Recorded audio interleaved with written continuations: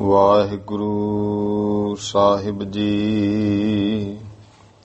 ਇੱਕ ਓੰਕਾਰ ਸਤਿਗੁਰ ਪ੍ਰਸਾਦ। ਸ੍ਰੀ ਨਾਨਕ ਅੰਗਦ ਗੁਰੂ ਅਮਰਦਾਸ ਪਦ ਬੰਦ।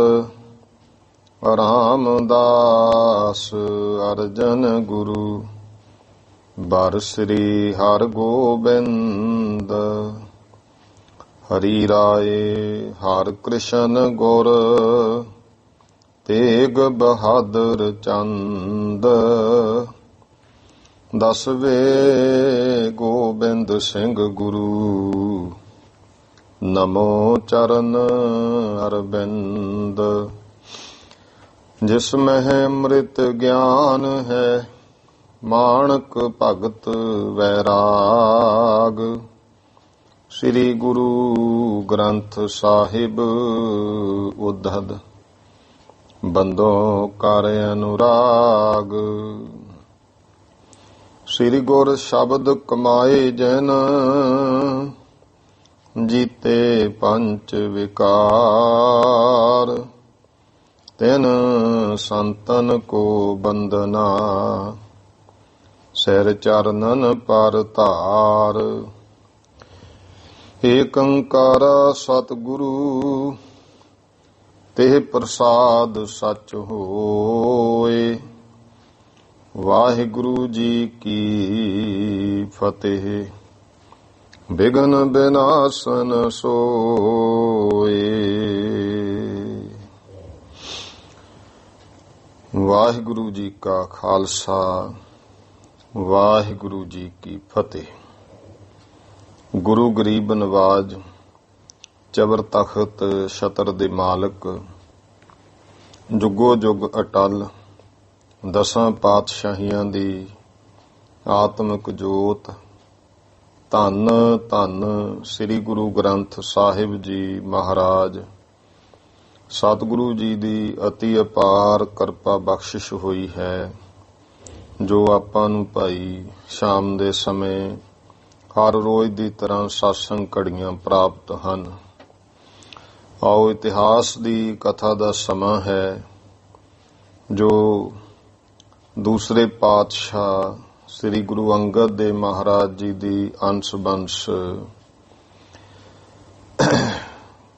ਸ੍ਰੀਮਾਨ ਕਵੀ ਸੰਤ ਰੇਣ ਪ੍ਰੇਮ ਸਿੰਘ ਜੀ ਉਹਨਾਂ ਦੁਆਰਾ ਰਚਿਤ ਸ੍ਰੀ ਗੁਰਪੁਰ ਪ੍ਰਕਾਸ਼ ਗ੍ਰੰਥ ਦੀ ਜੋ ਕਥਾ ਹੈ, ਜੋ ਦਸਾਂ ਪਾਤਸ਼ਾਹੀਆਂ ਦਾ ਉਹਨਾਂ ਇਤਿਹਾਸ ਸੋਹਣੀ ਸੁੰਦਰ ਛੰਦਾਬੰਦੀ ਵਿੱਚ ਲਿਖਿਆ ਹੈ।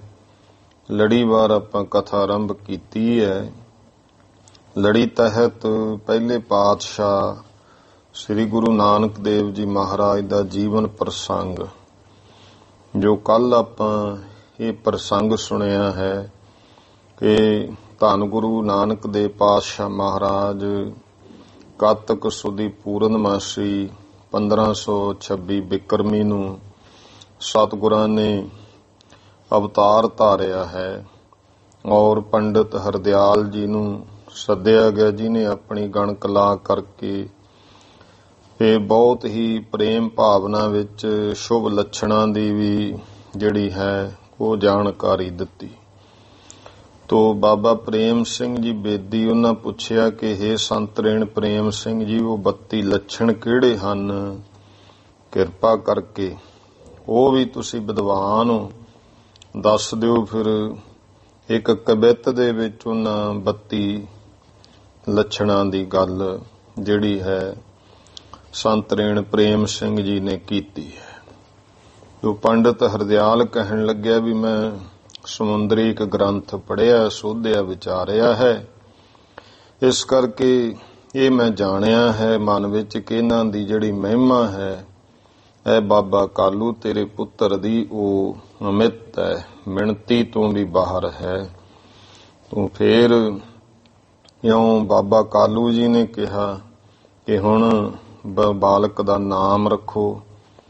ਸੁਨ ਕਾਲੂ ਇਸ ਨਾਮ ਅਪਾਰਾ ਹੋਂ ਰਾਖੋ ਕਰ ਸੋਧ ਵਿਚਾਰਾ। ਕਹਿਣ ਲੱਗੇ ਪੰਡਤ ਹਰਦਿਆਲ ਕੇਹੇ ਕਾਲੂ ਸੁਣ। ਇਹਦਾ ਨਾਮ ਜੋ ਬੇਅੰਤ ਹੈ, ਮੈਂ ਸੋਧ ਵਿਚਾਰ ਕਰਕੇ ਰੱਖਾਂਗਾ। ਅਬ ਨਿਜ ਕੁਲ ਕੀ ਕੀਜਹਿ ਚਾਲੀ, ਜੋ ਜਾਚੈ ਤਿਸ ਭੇਜ ਨਾ ਖਾਲੀ।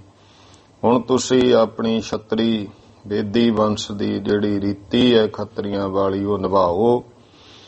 ਜੋ ਕੋਈ ਵਧਾਈ ਦੇਣ ਆਉਂਦਾ ਹੈ, ਕੋਈ ਮੰਗਣ ਆ ਜਾਂਦਾ ਹੈ, ਇੱਛਾ ਲੈ ਕੇ ਉਹਨੂੰ ਖਾਲੀ ਨਾ ਮੋੜੋ।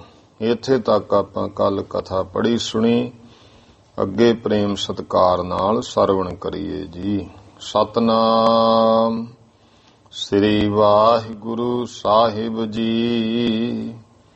ਦੋਹਰਾ ਇਹ ਬਿਦ ਕਹਿ ਦਿਜ ਘਰ ਗਇਓ, ਜੋਤਿਸ਼ ਕਰਤ ਵਿਚਾਰ। ਇਸ ਤਰ੍ਹਾਂ ਕਹਿ ਕੇ ਪੰਡਤ ਹਰਦਿਆਲ ਉਹ ਦਵਿਜ ਆਪਣੇ ਘਰ ਨੂੰ ਗਿਆ ਹੈ। ਜੋਤਿਸ਼ ਦੀ ਆਪਣੀ ਵਿਦਿਆ ਵਿਚਾਰ ਕਰਦਾ ਹੈ। ਦਰ ਮਾਲਾ ਫੁੱਲ ਸੁੰਦਰੰ, ਬਾਂਧਤ ਹਰਖ ਅਪਾਰ। ਇਧਰ ਭਾਈ ਗੁਰੂ ਮਹਾਰਾਜ ਦੇ ਘਰ ਵਿੱਚ ਦਰ ਮਾਲਾ, ਦਰ ਦੇ ਉੱਤੇ ਸੋਹਣੀਆਂ ਫੁੱਲਾਂ ਦੀਆਂ ਸੁੰਦਰ ਮਾਲਾ ਜਿਹੜੀਆਂ ਨੇ, ਫੁੱਲ ਸੁੰਦਰੰ ਸੋਹਣੇ ਫੁੱਲ ਨੇ, ਬਾਂਧਤ ਹਰਖ ਪਾਰ ਬੇਅੰਤ ਖੁਸ਼ੀਆਂ ਨਾਲ ਉਹ ਬੰਨੇ ਗਏ ਹਨ। ਚੌਪਈ ਕਾਲੂ ਆਲਹਿ ਮੰਗਲ ਸਾਜੇ। ਬਾਬਾ ਕਾਲੂ ਜੀ ਦੇ ਘਰ ਬਹੁਤ ਮੰਗਲ ਖੁਸ਼ੀਆਂ ਸਜੇ ਹਨ। ਦਰ ਪਰ ਬਹੁ ਬਿਦ ਬਾਜੇ ਬਾਜੇ। ਦਰ ਦੇ ਉੱਤੇ ਬਹੁਤ ਤਰ੍ਹਾਂ ਦੇ ਖੁਸ਼ੀਆਂ ਦੇ ਬਾਜੇ ਵੱਜਦੇ ਨੇ। ਢਾਟੀ ਭਾਟ ਜੋ ਮੰਗਨ ਹਾਰੇ। ਜਿਹੜੇ ਢਾਟੀ ਔਰ ਭੱਟ ਉਪਮਾ ਕਰਨ ਵਾਲੇ, ਜਿਹੜੇ ਮੰਗਣ ਵਾਲੇ ਹਨ। ਪਾਏ ਦਰਬ ਕੋ ਗੁਣਨ ਉਚਾਰੇ। ਉਹ ਭਾਈ ਮਾਇਆ ਧਨ ਪਾਉਂਦੇ ਨੇ, ਗੁਣਾਂ ਦਾ ਉਚਾਰਨ ਕਰਦੇ ਹਨ। ਸਭੈ ਸ਼ਰੀਕਨ ਮਿਲ ਕਰ ਆਈ। ਸਾਰੇ ਸ਼ਰੀਕ ਜਿਹੜੇ ਐ, ਜਿਨ੍ਹਾਂ ਵਿੱਚੋਂ ਮਾਤਾਵਾਂ ਭੈਣਾਂ ਬੀਬੀਆਂ ਬੱਚੇ, ਉਹ ਮਿਲ ਕਰਕੇ ਆਏ ਹਨ। ਭੂਖਣ ਬਸਨ ਧਰੇ ਛਬ ਛਾਈ। ਬੀਬੀਆਂ ਨੇ ਸੋਹਣੇ ਗਹਿਣੇ ਪਾਏ ਐ, ਸੋਹਣੇ ਵਸਤਰ ਧਾਰੇ ਹੋਏ ਐ, ਔਰ ਇਸ ਤਰ੍ਹਾਂ ਭਾਈ ਬਹੁਤ ਹੀ ਸੁੰਦਰ ਛਵੀ ਛਾਈ ਹੋਈ ਹੈ।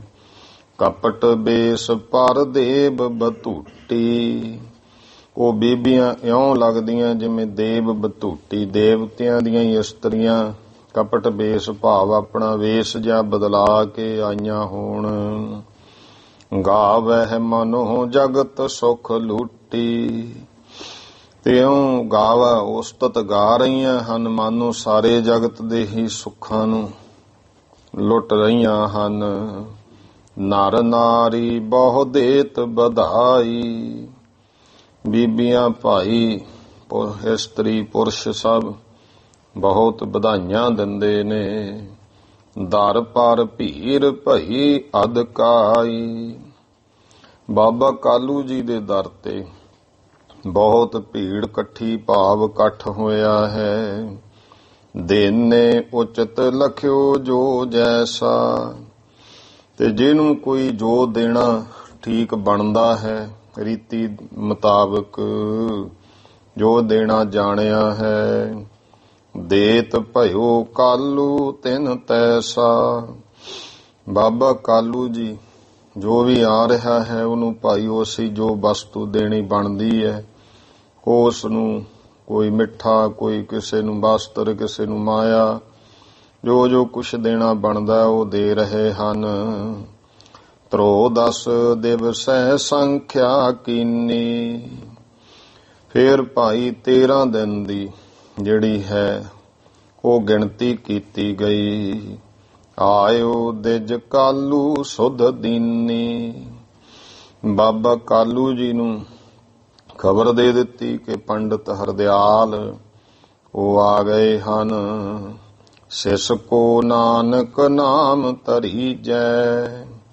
ਤੇ ਆ ਕੇ ਖਬਰ ਦੇਤੀ, ਹੈ ਬਾਬਾ ਕਾਲੂ, ਇਸ ਬਾਲਕ ਦਾ ਨਾਮ ਪੰਡਤ ਹਰਦਿਆਲ ਕਹਿੰਦਾ ਨਾਨਕ ਨਾਮ ਰੱਖ ਦੇ। ਇਸ ਕੇ ਸਰਬਰ ਕੋ ਨਾ ਜਨੀਜੈ। ਔਰ ਇਹਦੇ ਬਰਾਬਰ ਹੋਰ ਕੋਈ ਐਸਾ ਨਹੀਂ ਕਿਸੇ ਨੂੰ ਜਾਣਨਾ, ਕੋਈ ਨਹੀਂ ਮੈਂ ਜਾਣਿਆ ਹੈ। ਪੰਡਤ ਕਹੈ ਸੁਭਾਵੋ ਚੋਲਾ। ਪੰਡਤ ਹਰਦਿਆਲ ਕਹਿੰਦਾ ਕਿ ਹੁਣ ਤੁਸੀਂ ਚੋਲਾ ਪਾ ਦਿਓ। ਇਹ ਰੀਤੀ ਹੁੰਦੀ ਸੀ ਬਾਲਕ ਦਾ ਜਦੋਂ ਜਨਮ ਹੁੰਦਾ ਹੈ ਕਿਸੇ ਵੀ ਘਰ ਵਿੱਚ, ਜਿਵੇਂ ਹੁਣ ਸਿੱਖ ਰੀਤੀ ਹੈ, ਬਾਬਾ ਕਾਲੂ ਜੀ ਨੇ ਆਪਣੀ ਰੀਤੀ ਕੀਤੀ, ਜੋ ਭਾਈ ਬਾਅਦ ਵਿੱਚ ਸਾਨੂੰ ਗੁਰੂ ਮਹਾਰਾਜ ਨੇ ਰੀਤੀ ਮਰਜ਼ਾਦਾ ਇਹੀ ਹੈ ਬਖਸ਼ੀ ਕਿ ਬੱਚਾ ਬੱਚੀ ਕੋਈ ਵੀ ਜਨਮ ਲੈਂਦਾ ਹੈ, ਸ੍ਰੀ ਗੁਰੂ ਗ੍ਰੰਥ ਸਾਹਿਬ ਜੀ ਮਹਾਰਾਜ ਅੱਗੇ ਅਰਦਾਸ ਬੇਨਤੀ ਕਰਕੇ ਨਾਮ ਰੱਖਣਾ ਹੈ। ਤੇ ਜਿਹੜਾ ਪਹਿਲਾ ਬਸਤਰ ਵੀ ਹੈ ਉਹ ਕੋਈ ਬਸਤਰ ਲਿਆ ਕੇ ਉਹਦਾ ਇੱਕ ਤਰ੍ਹਾਂ ਨਾਲ ਚੋਲਾ ਜਿਹਾ ਬਣਾ ਕੇ ਉਹ ਫਿਰ ਮਹਾਰਾਜ ਦੇ ਕੋਲੇ ਲਿਆ ਕੇ ਗੁਰੂ ਸਾਹਿਬ ਦੇ ਚਰਨੀ ਸੁਹਾ ਕੇ ਬਾਲਕ ਨੂੰ ਪਾ ਦੇਣਾ ਹੈ। ਤੇ ਇਸ ਤਰ੍ਹਾਂ ਉੱਥੇ ਫਿਰ ਜਿਵੇਂ ਉਹ ਰੀਤੀ ਸੀ, ਪੰਡਤ ਕਹੈ ਸੋ ਪਾਵੋ ਚੋਲਾ। ਪੰਡਤ ਹਰਦਿਆਲ ਕਹਿੰਦਾ ਹੁਣ ਇਸ ਤੇ ਇਹਦੇ ਤੇ ਚੋਲਾ ਬਾਲਕ ਨੂੰ ਬਸਤਰ ਪਹਿਨਾ ਦਿਓ। ਤਬ ਕਾਲੂ ਮੁਖ ਤੇ ਬਚ ਬੋਲਾ। ਤਦ ਫਿਰ ਬਾਬਾ ਕਾਲੂ ਜੀ ਮੁਖੋਂ ਐਸੇ ਬਚਨ ਕਹੇ, ਅਰਾਲ ਮੇਲ ਨਾਮ ਸੋ ਤੁਰਕਨ ਹਿੰਦੂ। ਹੈ ਪੰਡਤ ਹਰਦਿਆਲ, ਤੂੰ ਬਹੁਤ ਸਿਆਣਾ ਪੰਡਤ ਹੈ। ਆ ਜਿਹੜਾ ਤੂੰ ਨਾਮ ਕਿਹਾ ਨਾਨਕ, ਤਾਂ ਰਲਮਾ ਮਿਲਮਾ ਜਾਂ ਨਾਮ ਹੈ ਤੁਰਕਾਂ ਤੇ ਹਿੰਦੂਆਂ ਦਾ। ਨਹਿ ਰਾਖੋ ਇਹੋ ਨਾਮ ਦਜਿੰਦੂ। ਐ ਦਿਜ ਇੰਦੂ ਮਹਾਨ ਪੰਡਤ, ਇਹ ਨਾਮ ਨਾ ਰੱਖ। ਹੁਣ ਕੋਈ ਕੱਲ ਨੂੰ, ਕਿਉਂਕਿ ਜਾਂ ਤੇ ਕੋਈ ਚੰਦ ਕੋਈ ਹੋਰ ਇਸ ਤਰ੍ਹਾਂ ਸ਼ਬਦ ਲੱਗੇ, ਕਾਲੂ ਚੰਦ ਲਾਲੂ ਚੰਦ, ਜਿਵੇਂ ਬੇਦੀ ਵੰਸ਼ ਵਿੱਚ ਖੱਤਰੀਆਂ ਦੇ ਨਾਮ ਹੁੰਦੇ ਆ, ਉਸ ਤਰ੍ਹਾਂ ਦਾ ਨਾਮ ਰੱਖ। ਅਸੀਂ ਹਿੰਦੂ ਭਾਵ ਜਿਸ ਮਤ ਨਾਲ ਸੰਬੰਧਤ ਹਾਂ, ਕੋਈ ਨਾਮ ਸੁਣੇਗਾ ਪੜ੍ਹੇਗਾ ਉਹ ਅੰਦਾਜ਼ਾ ਲਾ ਲੂਗਾ ਕਿ ਇਹ ਜੋ ਨਾਨਕ ਹੈ ਇਹ ਉਹ ਖੱਤਰੀਆਂ ਬੇਦੀਆਂ ਦਾ ਲੜਕਾ ਹੈ। ਇਹ ਜਿਹੜਾ ਨਾਨਕ ਨਾਮ ਹੈ ਇਹ ਮਿਲਮਾ ਜਿਹਾ ਹੈ। ਵੀ ਹੁਣ ਕੀ ਕਹੀਏ, ਤੁਰਕਾਂ ਦਾ ਨਾਮ ਹੈ ਕਿ ਹਿੰਦੂਆਂ ਦਾ ਨਾਮ ਹੈ। ਨਹਿ ਰਾਖੋ ਇਹੋ ਨਾਮ ਦਜਿੰਦੂ। ਹੇ ਦਜਿੰਦਰ ਪੰਡਤ ਹਰਦਿਆਲ, ਇਹ ਨਾਮ ਨਾ ਰੱਖ। ਦੋਹਰਾ ਪੂਰਬ ਰਾਖੈ ਨਾਮ ਜਸ, ਛਤਰੀ ਬੰਸਹਿ ਜੋਏ। ਬਾਬਾ ਕਾਲੂ ਜੀ ਕਹਿੰਦੇ, ਹੈ ਪੰਡਤ, ਪੂਰਬ ਰਾਖੈ ਨਾਮ ਜਸ। ਜਿਸ ਤਰ੍ਹਾਂ ਦੇ ਤੂੰ ਪਹਿਲਾਂ ਨਾਮ ਛਤਰੀ ਬੰਸ ਦੇ ਖੱਤਰੀਆਂ ਦੇ ਰੱਖਦਾ ਹੈ, ਸੋ ਤੁਮ ਹਿਰਦੈ ਵਿਚਾਰ ਕੈ ਕਹੋ ਨਾ ਤਰਕੈ ਕੋਏ। ਤੂੰ ਉਸ ਤਰ੍ਹਾਂ ਦੇ ਜਿਹੜੇ ਆਪਣੇ ਹਿਰਦੇ ਵਿੱਚ ਕੋਈ ਸੋ ਤੁਮ ਹਿਰਦੈ ਵਿਚਾਰ ਕੈ, ਕੋਈ ਇਹੋ ਜਿਹਾ ਆਪਣੇ ਹਿਰਦੇ ਵਿੱਚ ਵਿਚਾਰ ਕਰ, ਮਨ ਵਿੱਚ ਕਹੋ ਇਹ ਜਿਹਾ ਨਾਮ ਦੱਸ, ਨਾ ਤਰਕੈ ਕੋਏ, ਜਿਹਦੇ ਤੇ ਕੋਈ ਤਰਕ ਨਾ ਕਰੇ। ਚੌਪਈ ਸੁਨਿਓ ਸ਼ਰਵਨ ਦਿਜ ਬਚਨ ਉਚਾਰਾ। ਤਾਂ ਜਦੋਂ ਇਹ ਗੱਲ ਕੰਨੀ ਸੁਣੀ ਹੈ, ਪੰਡਤ ਹਰਦਿਆਲ ਨੇ ਫਿਰ ਇਹ ਬਚਨ ਕਹੇ, ਯਹ ਤੁਮਰੋ ਸੁਤ ਬੜ ਅਵਤਾਰਾ। ਹੈ ਬਾਬਾ ਕਾਲੂ, ਇਹ ਜਿਹੜਾ ਤੇਰਾ ਪੁੱਤਰ ਹੈ ਬਹੁਤ ਵੱਡਾ ਅਵਤਾਰ ਹੈ। ਰਾਮ ਕ੍ਰਿਸ਼ਨ ਅਵਤਾਰ ਜੋ ਹਰ ਕਾ। ਦੇਖ, ਜੋ ਭਗਵਾਨ ਰਾਮ ਭਗਵਾਨ ਕ੍ਰਿਸ਼ਨ ਜੋ ਹਰ ਕਾ ਵਿਸ਼ਨੂੰ ਜੀ ਦੇ ਅਵਤਾਰ ਹੋਏ। ਪੂਜਤ ਹਿੰਦ ਨਾ ਮੰਨੈ ਤੁਰਕਾ। ਉਹਨਾਂ ਨੂੰ ਹਿੰਦੂ ਪੂਜਦੇ ਨੇ, ਤੁਰਕ ਨਹੀਂ ਮੰਨਦੇ ਹਨ। ਇਹੋ ਸਿਸ ਕੋ ਮਾਨੇਗੇ ਦੋ। ਇਹ ਜੋ ਬਾਲਕ ਹੈ ਨਾ, ਇਹ ਤੇ ਇਤਨਾ ਵੱਡਾ ਅਵਤਾਰ ਹੈ, ਇਸ ਨੂੰ ਤਾਂ ਦੋਵੇਂ ਤੁਰਕ ਕੀ ਹਿੰਦੂ ਕੀ ਦੋਵੇਂ ਹੀ ਮੰਨਣਗੇ। ਹਿੰਦੂ ਤੁਰਕ ਸਿੱਖ ਸਭ ਹੋ। ਹਿੰਦੂ ਕੀ ਤੁਰਕ ਕੀ ਸਭ ਇਹਦੇ ਸਿੱਖ ਬਣਨਗੇ। ਇਸ ਕੇ ਚਰਨ ਭੋਤ ਕੀ ਨਿਆਈ। ਐ ਬਾਬਾ ਕਾਲੂ ਪੰਡਤ ਜੀ ਕਹਿੰਦੇ ਇਹਦੇ ਜੋ ਚਰਨ ਹਨ ਨਾ, ਪੋਤ, ਪੋਤ ਦਾ ਅਰਥ ਗੁਰਮੁਖੋ ਬੇੜਾ, ਜਹਾਜ਼ ਹੈ। ਇਹਦੇ ਜੋ ਚਰਨ ਹਨ ਉਹ ਜਹਾਜ਼ ਦੇ ਨਿਆਈ ਹਨ। ਭਾਰ ਭਰੈ ਪਰਮਾਰਥ ਮਾਹੀ। ਤੇ ਜੋ ਵੀ ਚਰਨਾਂ ਨਾਲ ਜੁੜ ਜਾਵੇਗਾ ਉਹ ਪਰਮਾਰਥ ਵਿੱਚ, ਧਰਮੀ ਜੀਵਨ ਵਿੱਚ ਆ ਕੇ ਆ ਭਵ ਸਾਗਰ ਤੋਂ ਪਾਰ ਹੋ ਜਾਵੇਗਾ। ਸੰਗਤ ਕਰਹਿ ਤਰਹਿ ਭਵ ਸਾਗਰ। ਜੋ ਇਸ ਦੀ ਸੰਗਤ ਕਰੇਗਾ ਉਹ ਇਸ ਭਵ ਸਾਗਰ ਤੋਂ ਤਰ ਜਾਵੇਗਾ। ਸਕਲ ਜਗਤ ਮੈਂ ਹੋਏ ਉਜਾਗਰ। ਐ ਬਾਬਾ ਕਾਲੂ, ਇਹ ਤੇਰਾ ਪੁੱਤਰ ਸਾਰੇ ਜਗਤ ਵਿੱਚ ਪ੍ਰਗਟ ਹੋਵੇਗਾ। ਬਹੁਤ ਨਰਨ ਕੋ ਕਰੈ ਉਧਾਰਾ। ਬੇਅੰਤ ਲੋਕਾਂ ਦਾ ਇਹ ਉਧਾਰ ਕਰੇਗਾ। ਨਾਮ ਭਗਤ ਦੇ ਦਾਨ ਉਦਾਰਾ। ਪਰਮੇਸ਼ਰ ਦਾ ਨਾਮ, ਵਾਹਿਗੁਰੂ ਦੀ ਭਗਤੀ ਔਰ ਬੇਅੰਤ ਸਖੀ ਦਾਤਾ ਉਦਾਰ ਚਿੱਤ ਖੁੱਲ੍ਹਦੁਲਾ ਹੋ ਕੇ ਇਹ ਨਾਮ ਭਗਤੀ ਦਾ ਦਾਨ ਕਰੇਗਾ। ਦੋਹਰਾ ਵਣ ਤ੍ਰਿਣ ਭੂਮ ਆਕਾਸ ਮਹਿ। ਹੋਏ ਅਦਕ ਪ੍ਰਤਾਪ। ਪੰਡਤ ਹਰਦਿਆਲ ਕਹਿੰਦਾ, ਹੇ ਬਾਬਾ ਕਾਲੂ, ਵਣ ਤ੍ਰਿਣ ਭੂਮ ਆਕਾਸ਼ ਮਹਿ। ਜੰਗਲਾਂ ਕੀ, ਘਾਹ ਕੀ, ਭੂਮ ਧਰਤੀ, ਆਕਾਸ਼ ਦੇ ਵਿੱਚ ਹੋਏ ਅਦਕ ਪ੍ਰਤਾਪ। ਇਸ ਬਾਲਕ ਦਾ ਬਹੁਤ ਜ਼ਿਆਦਾ ਤੇਜ ਪ੍ਰਤਾਪ ਹੋਵੇਗਾ। ਪਰਮ ਪੁਰਾਤਨ ਪੁਰਖ ਯਹ ਮਾਨਵ ਕਰ ਹੈ ਜਾਪ। ਪਰਮ ਪੁਰਾਤਨ ਪੁਰਖ, ਪੁਰਾਤਨ ਕਹਿੰਦੇ ਨੇ ਆਦ ਨੂੰ, ਜੋ ਸਭ ਦਾ ਮੁੱਢ ਸਰੂਪ, ਸਭ ਤੋਂ ਵੱਡਾ ਅਕਾਲ ਪੁਰਖ ਪਰਮੇਸ਼ਰ ਹੈ ਨਾ, ਇਹ ਉਹੀ ਹੈ। ਯਹ ਮਾਨਵ ਕਰ ਹੈ ਜਾਪ। ਸਾਰੇ ਲੋਕ ਮਨੁੱਖ ਇਸ ਦਾ ਜਾਪ ਕਰਨਗੇ।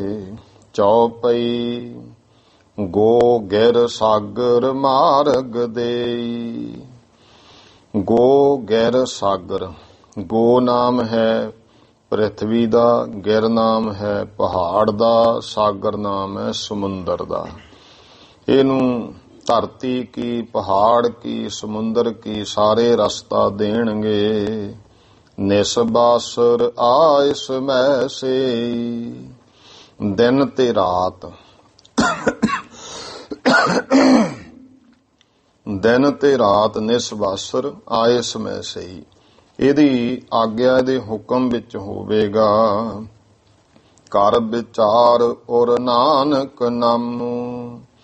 ਇਸ ਕਰਕੇ ਮੈਂ ਆਪਣੇ ਮਨ ਵਿੱਚ ਵਿਚਾਰ ਕਰਕੇ ਇਸ ਦਾ ਜੋ ਨਾਮ ਹੈ ਨਾਨਕ, ਜਾਂ ਤੇ ਮੈਂ ਰਾਖਿਓ ਅਬਿਰਹਮ।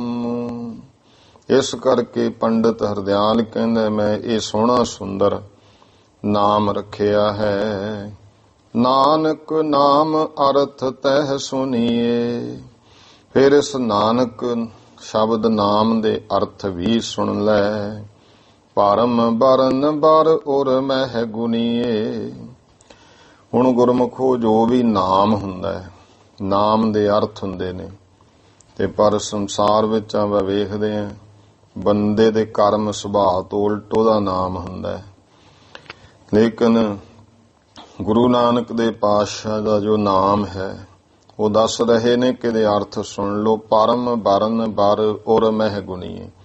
ਇਹ ਬਹੁਤ ਹੀ ਮਹਾਨ ਜਿਹੜੇ ਅਕਸ਼ਰ ਨੇ, ਇਹ ਤੂੰ ਹਿਰਦੇ ਵਿੱਚ ਵਿਚਾਰ ਲੈ ਜੋ ਨਾਨਕ ਸ਼ਬਦ ਹੈ। ਅਨਕਤ ਨਹਿ ਹੋਵੇ ਜਿਹੇ ਮਾਹੀ। ਨਾਨਕ ਦੇ ਅਰਥ ਨੇ ਨਾ ਅਨਕ, ਜਿਹਦੇ ਵਿੱਚ ਕੋਈ ਅਨੇਕਤਾ ਨਹੀਂ, ਇੱਕ ਹੀ ਇੱਕ ਹੈ। ਏਕ ਤਾਂ ਏਕ ਭਾਵ, ਇੱਕ ਬ੍ਰਹਮ ਸਰੂਪ ਹੀ ਹੈ। ਇਸ ਕਰਕੇ ਜਿਹਦੇ ਵਿੱਚ ਅਨੇਕਤਾ ਨਹੀਂ ਹੈ, ਸੋਈਓ ਨਾਨਕ ਨਾਮ ਕਹਾਹੀ। ਉਹੀ ਨਾਨਕ ਨਾਮ ਕਹਾਉਂਦਾ ਹੈ। ਦੋਹਰਾ ਪਰਮ ਹਰਖ ਕਾਲੂ ਕਰਤ ਸੁਨ ਦਿਜ ਬਰ ਕੇ ਬੈਨ। ਤਾਂ ਬਾਬਾ ਕਾਲੂ ਜੀ ਨੇ ਪੰਡਤ ਹਰਦਿਆਲ ਦੇ ਇਹ ਬੋਲ ਬਚਨ ਸੁਣ ਕੇ ਬਹੁਤ ਖੁਸ਼ੀ ਕੀਤੀ ਹੈ। ਸਾਦਰ ਦੀਨ ਉਪਾਇਨ ਗਇਓ ਬਹੁਰ ਨਿਜ ਐਨ। ਸਤਿਕਾਰ ਦੇ ਨਾਲ ਚੰਗੀ ਜੋ ਭੇਟਾ ਦਿੱਤੀ ਹੈ। ਔਰ ਫਿਰ ਭਾਈ ਜਿਹੜਾ ਪੰਡਤ ਹਰਦਿਆਲ ਹੈ ਉਹ ਆਪਣੇ ਘਰ ਨੂੰ ਵਾਪਸ ਚੱਲਿਆ। ਚੌਪਈ ਜਾਵਤ ਦਿਜ ਬਰ ਹਿਰਦੈ ਵਿਚਾਰਤ। ਤੇ ਜਾਂਦਾ ਹੋਇਆ ਪੰਡਤ ਹਰਦਿਆਲ ਉਹ ਆਪਣੇ ਹਿਰਦੇ ਮਨ ਵਿੱਚ ਇਹ ਵਿਚਾਰ ਕਰਦਾ ਹੈ, ਗਟੀ ਗਿਣਤ ਹੋਵਤ ਅਤ ਆਰਤ। ਗਟੀਆਂ ਜੀਆਂ ਗਿਣਦਾ ਹੈ, ਗਟੀਆਂ ਗਿਣਨੀਆਂ ਭਾਵ ਉਤਰਾ ਚੜਾ ਜੇ ਮਨ ਵਿੱਚ ਆਉਂਦੇ ਐ। ਹੋਵਤ ਅਤ ਆਰਤ ਤੇ ਨਾਲ ਬਹੁਤ ਦੁਖੀ ਜਿਹਾ ਵੀ ਬੇਚੈਨ ਜਿਹਾ ਵੀ ਹੋ ਰਿਹਾ ਹੈ। ਦੇਹ ਬ੍ਰਿਧ ਭੀ ਬੈਸ ਬਿਹਾਵਾ। ਕਿਉਂ ਕਰ ਰਿਹਾ ਹੈ, ਦੁਖੀ ਜਿਹਾ ਹੋ ਰਿਹਾ, ਗਟੀਆਂ ਕਿਉਂ ਗਿਣਦਾ ਹੈ? ਇਹ ਮਨ ਵਿੱਚ ਸੋਚਦਾ ਮੇਰੀ ਜਿਹੜੀ ਉਮਰ ਹੈ ਉਹ ਹੁਣ ਲਗਭਗ ਬੀਤ ਗਈ ਹੈ, ਮੈਂ ਬੁੱਢਾ ਹੋ ਗਿਆ, ਦੇਹ ਬ੍ਰਿਧ ਸਰੀਰ ਬਿਰਧ ਹੋ ਗਿਆ, ਬੈਸ ਬਿਹਾਵਾ ਉਮਰ ਮੇਰੀ ਬੀਤ ਗਈ। ਜਾਂ ਤੇ ਭਇਓ ਮੁਝੈ ਪਛਤਾਵਾ। ਸੋਚਦਾ ਇਸ ਕਰਕੇ ਮੈਨੂੰ ਤਾਂ ਹੁਣੇ ਪਛਤਾਵਾ ਜਿਹਾ ਹੀ ਹੋ ਗਿਆ ਹੈ। ਨਹਿ ਦੇਖੋ ਮੈਂ ਇਨ ਪ੍ਰਤਾਪੂ। ਕਿ ਇਤਨਾ ਮਹਾਨ ਅਵਤਾਰ ਪੁਰਸ਼ ਰੱਬ ਪਰਮਾਤਮਾ ਦਾ ਸਰੂਪ ਜਿਨ੍ਹਾਂ ਅਵਤਾਰ ਧਾਰਿਆ, ਇਹਦਾ ਮੈਂ ਜਿਹੜਾ ਤੇਜ ਪ੍ਰਤਾਪ ਹੈ ਕੌਤਕ ਨੇ ਉਹ ਮੈਂ ਦੇਖ ਨਹੀਂ ਸਕਦਾ, ਕਿਉਂਕਿ ਮੇਰੀ ਕੀ ਉਮਰ ਹੈ, ਮੈਂ ਤੇ ਹੁਣ ਬੁੱਢਾ ਹੋ ਗਿਆ, ਉਮਰ ਬੀਤ ਗਈ। ਭੂਰ ਬਿਸੂਰਤ ਪੰਡਤ ਆਪੂ। ਭੂਰ ਕਹੀਏ ਬਹੁਤਾ, ਬਿਸੂਰਤ ਬਹੁਤ ਹੀ ਜ਼ਿਆਦੇ ਪੰਡਤ ਆਪਣੇ ਆਪ ਵਿੱਚ ਝੂਰਦਾ ਹੈ। ਪੁਨ ਕਹਿ ਗੁਰ ਮਨ ਕੀ ਗਤ ਜਾਣੈ। ਫਿਰ ਮਨ ਦੇ ਵਿੱਚ ਇਹ ਫਿਰ ਕਹਿੰਦਾ ਵੀ ਗੁਰੂ ਮਹਾਰਾਜ ਗੁਰੂ ਨਾਨਕ ਦੇਵ ਉਹ ਮਨ ਦੀ ਹਾਲਤ ਨੂੰ ਜਾਣਦੇ ਹੀ ਨੇ। ਅਰਦਾਸ ਕੀਤੀ ਸੀ ਵੀ ਹੇ ਪਰਮੇਸ਼ਰ, ਇਹ ਬਾਲਕ ਦਾ ਅਵਤਾਰ ਹੋਇਆ ਜੋ ਤੁਹਾਡਾ ਸਰੂਪ ਹੈ ਤੇ ਮੈਂ ਬੁੱਢਾ ਹੋ ਗਿਆ, ਕਿਰਪਾ ਕਰ ਵੀ ਮੈਨੂੰ ਥੋੜੀ ਉਮਰ ਹੋਰ ਬਖਸ਼ ਦੀ। ਮੈਂ ਉਹਨਾਂ ਟਾਈਮ ਇਸੇ ਤਰ੍ਹਾਂ ਸਰੀਰ ਵਿੱਚ ਰਹਾ, ਭਾਵ ਮੈਨੂੰ ਉਮਰ ਦੇ ਕਿ ਮੈਂ ਇਸ ਬਾਲਕ ਦੇ ਕੌਤਕ ਦੇਖ ਸਕਾਂ। ਫਿਰ ਮਨ ਨੂੰ ਤਸੱਲੀ ਹੋਊ, ਮਨ ਖੁਸ਼ ਹੋ ਜੂ, ਆਨੰਦ ਹੋਊ।